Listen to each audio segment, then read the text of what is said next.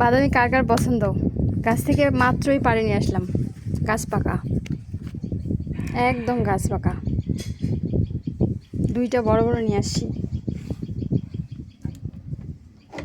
কত যে ছোটবেলায় এটা সুন্দর করে গোল করে কাটে নেওয়ার পরে মাথায় টুপি করে পড়ছি, তার মানে কি বলবো, শেষ ছিল না। সত্যি কথা, খুব মেমোরেবল দিনটা ছিল। বাদামি দেখলেই পরে ওই দিনটার কথা এখনও আমার মনে পড়ে বারবার।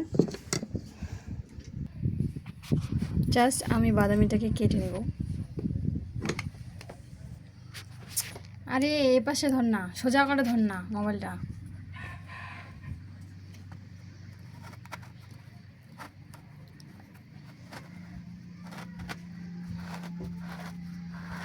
ঘুরিয়ে ঘুরিয়ে জাস্ট কেটে নিলাম। তবে এটার দানাটা একটু সাদা মতো।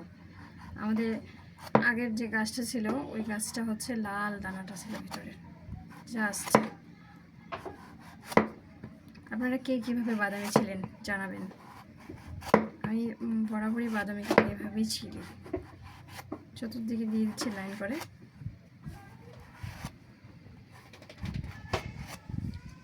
জাস্ট এখন এই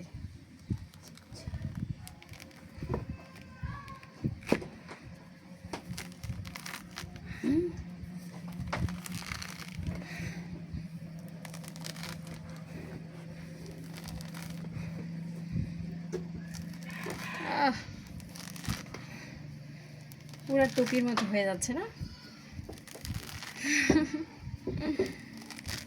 অনেক সুন্দর।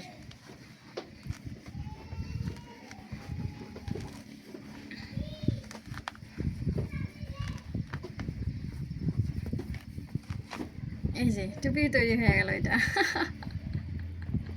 পুরোটা একটা টুপি তৈরি হয়ে গেছে, দেখছেন? আর এটা কিন্তু আমি ছাড়িয়ে নিয়েছি। এটা এই যে দেখছেন,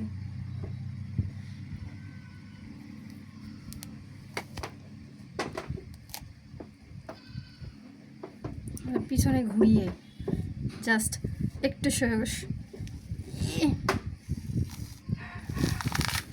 হ্যাঁ,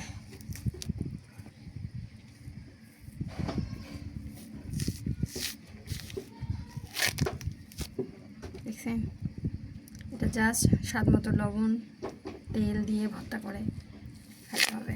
যে যার মতো খায় আর কি। কেউ আবার এমনি খায়, ছোটোবেলায় যেমন আমরা খাইতাম। জাস্ট এমন করে দিতাম। দেখছেন কতগুলো বীজ আছে এখানে, এগুলো জাস্ট বের করে নিয়ে